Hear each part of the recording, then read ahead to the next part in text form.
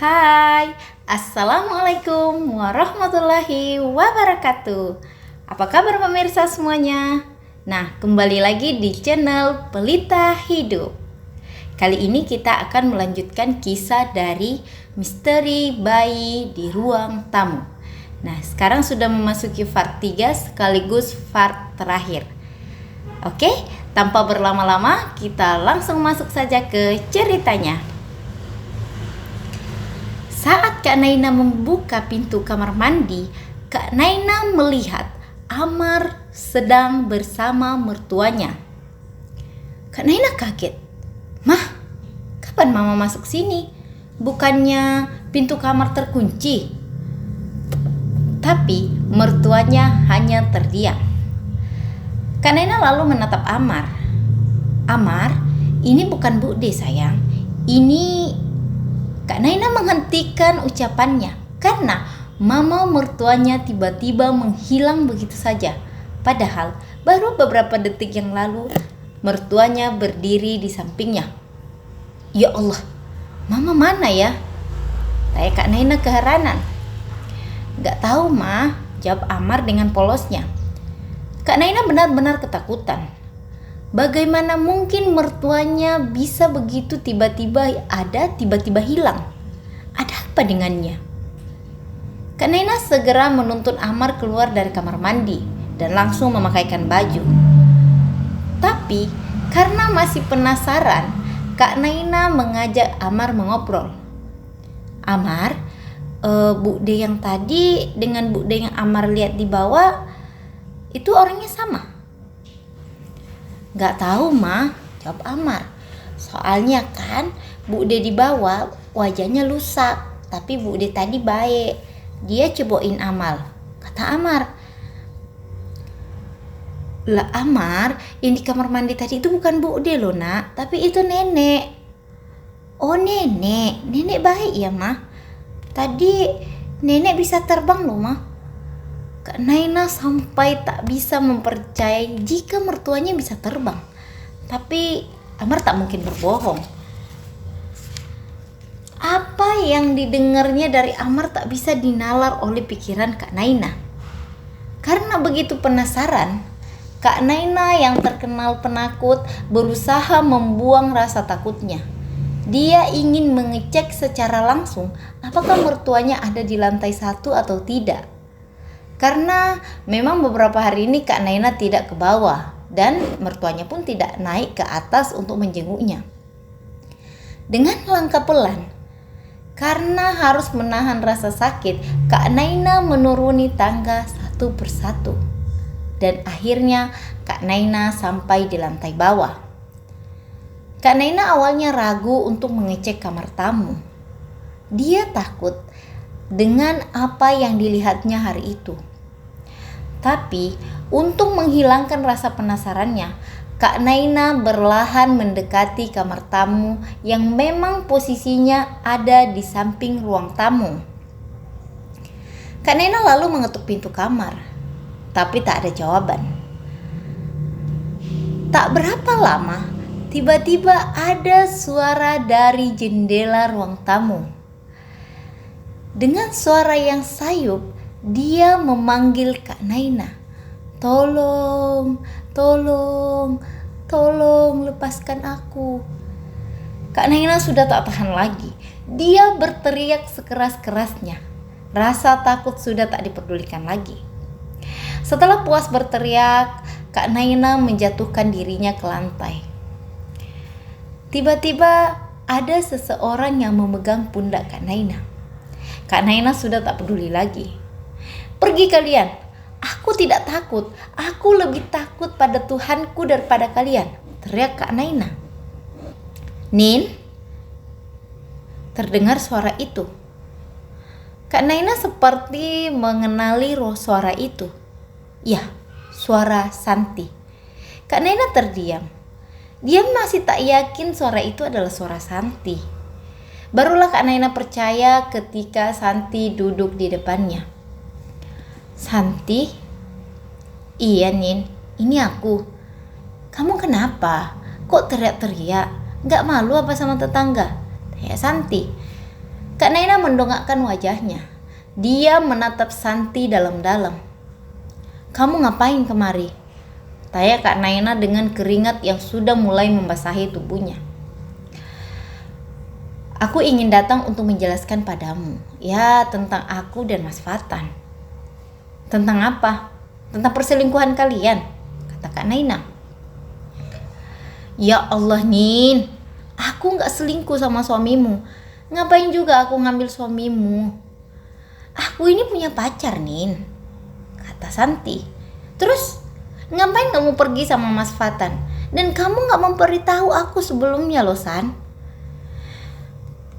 "Nin, aku dan Mas Fatan memiliki misi yang memang harus kami selesaikan," kata Santi. "Misi apa?" tanya Naina. "Naina, kamu itu kenapa? Selalu main nuduh aja. Dulu kamu gak gini deh," ucap Mas Fatan yang ternyata sedari tadi berdiri di belakang Kak Naina. Tapi Kak Naina tidak menyadarinya. Kak Naina berbalik. Dia menatap Mas Fatan tajam. "Kamu juga Mas. Asal kamu tahu ya Mas, aku hampir mati selama kau pergi. Anak-anak tak terurus, aku sakit. Terus mamamu itu loh, kadang datang kadang pergi." "Nin, itu salah kamu sendiri. Ditelepon gak angkat. Rasakanlah itu. Makanya jangan suka merajuk," kata Mas Fatan. Ucapan Mas Fatan begitu menyakitkan bagi Kak Naina. Bukannya Mas Fatan minta maaf, malah menyalahkan Kak Naina. "Tiga kali kamu ya Mas. Bukannya kamu minta maaf karena kamu udah pergi dengan wanita ini. Tapi kok kamu malah nyalain aku?" "Aku stres Mas," kata Kak Naina dengan begitu marahnya. "Oh, kamu pikir kamu aja yang stres? Aku juga stres tahu. Kalau kayak gini jadinya lebih baik dari dulu aku selingkuh aja. Toh aku setia pun kamu gak percaya," kata Mas Fatan. Tiba-tiba HP Mas Fatan berbunyi. Kak Naina tak tahu dengan siapa Mas Fatan bicara. Tapi dari ekspresi wajahnya, Mas Fatan sepertinya terlihat sangat tegang. "Baik Pak, saya segera ke sana," kata Mas Fatan pada penelpon itu. "Jagain Naina ya San, aku harus pergi. Mamaku udah diketemukan." Selesai mengakhiri telepon, Mas Fatan tiba-tiba memukul tembok dengan kepalan tangannya. Dan setelah itu Mas Fatan tiba-tiba menangis sejadi-jadinya. Kak Naina hanya terdiam. Dia bingung, entah apa yang terjadi sama Mas Fatan. Santi pun hanya terdiam. Setelah beberapa saat, Mas Fatan sudah mulai bisa menguasai emosinya. Mas Fatan lalu bangkit dari duduknya. "San, tolong jaga Naina dan anak-anak ya. Saya harus pergi sekarang," kata Mas Fatan. "Kamu mau kemana Mas?" tanya Kak Naina dengan suara pelan. "Ke rumah sakit, Mama sudah diketemukan. Saya harus pergi. Nanti saya jelaskan setelah urusannya selesai," kata Mas Fatan yang langsung beranjak pergi. Kak Nina bingung karena beberapa kali dia melihat mertuanya di rumah. Tapi yang membuat Kak Naina merasa ada yang janggal karena kadang Kak Naina melihat muka mertuanya rusak, kadang juga tidak. "Nin, kalau kamu udah gak tenang, aku mau menceritakan sesuatu," kata Santi. Udah San, kamu mau cerita ya? Aku udah siap dengar kok. Tapi kita cerita di atas ya, kasihan anak-anak, takut terjadi apa-apa. Baiklah. Sesampai di atas, Kak Naina dan Santi pun duduk di lantai. "Gini Nin, aku memang beberapa hari ini pergi dengan Mas Fatan. Tapi sumpah Nin, aku gak ada hubungan apa-apa dengan suamimu.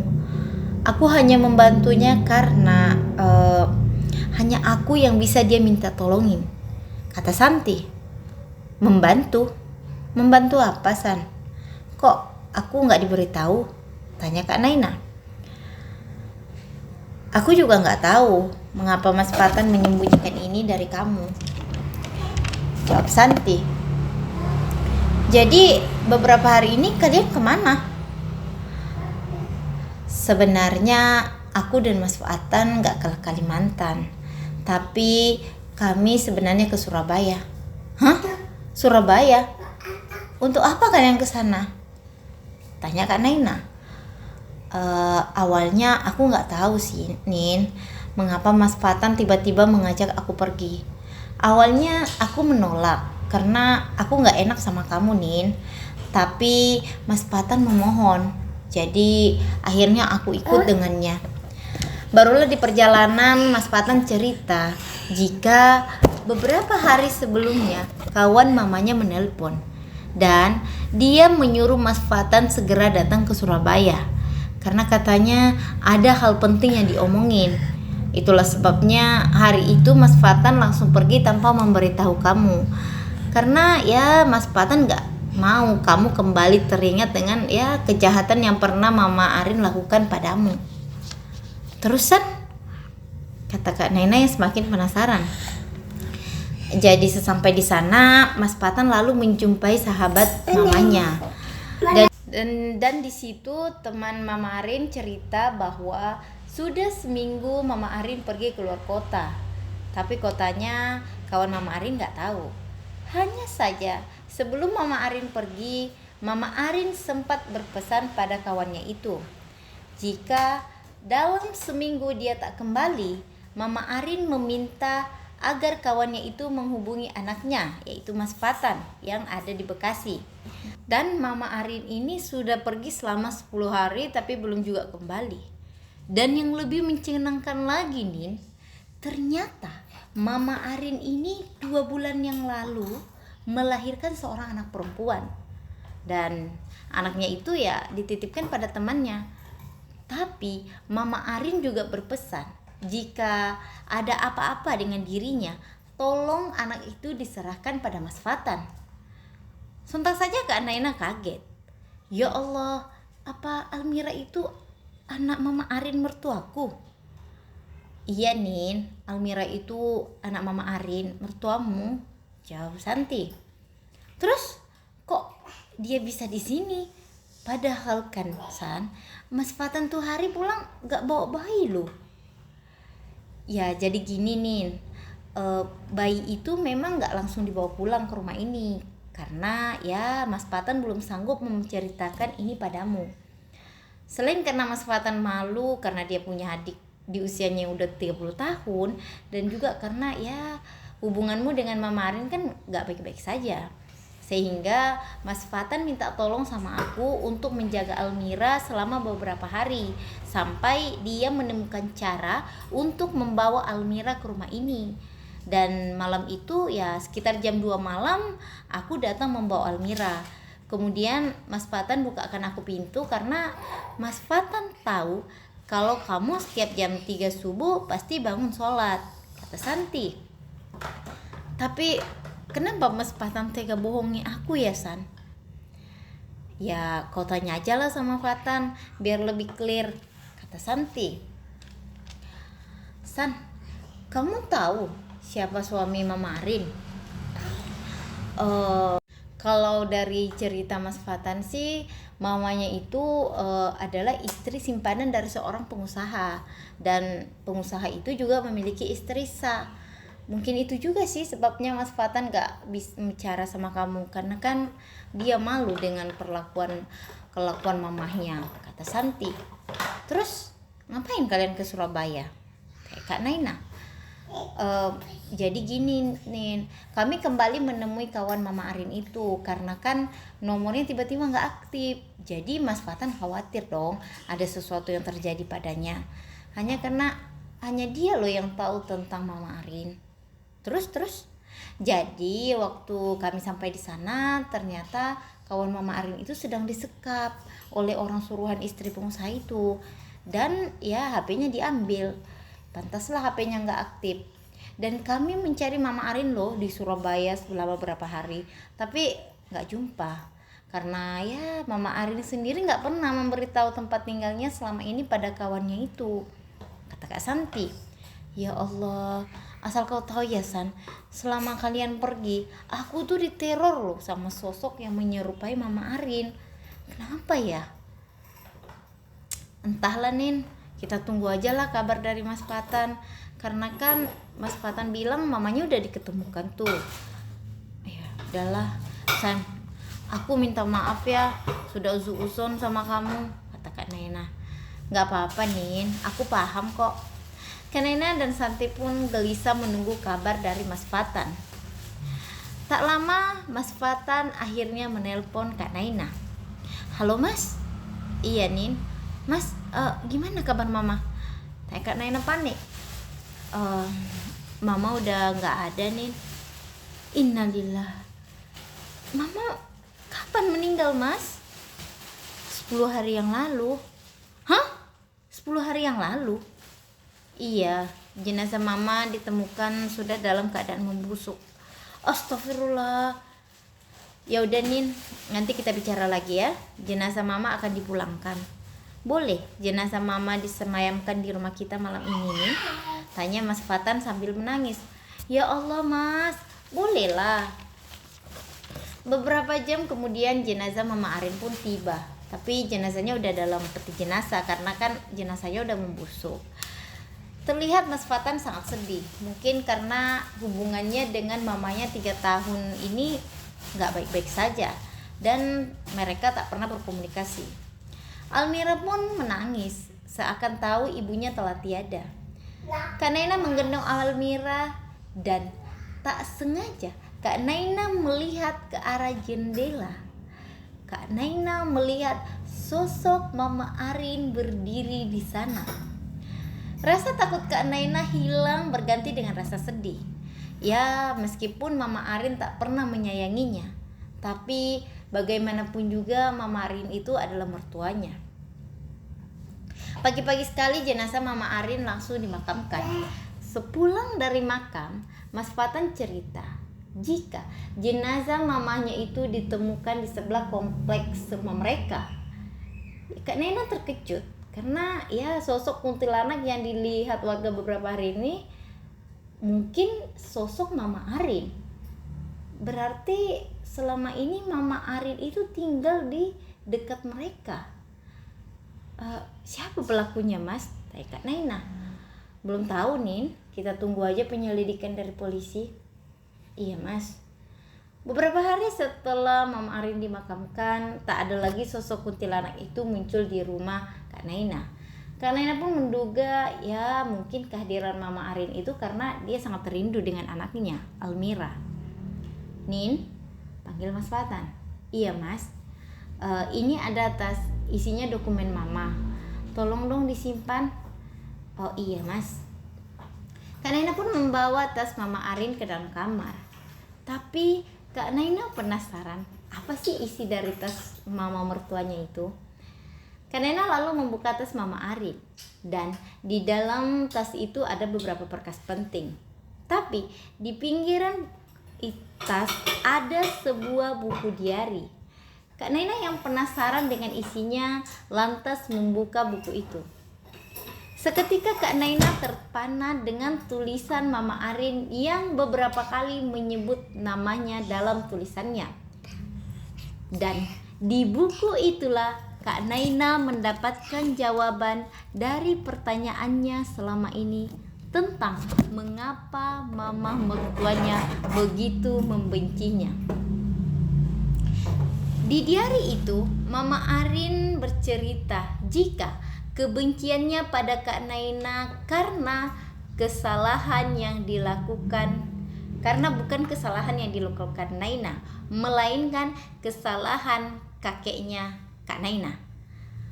Di situ juga Mama Arin menjelaskan bahwa saat Mama Arin berusia 13 tahun, dia bekerja di rumah keluarga Pak Mulyono. Pak Mulyono ini adalah seorang duda dan memiliki 3 orang anak.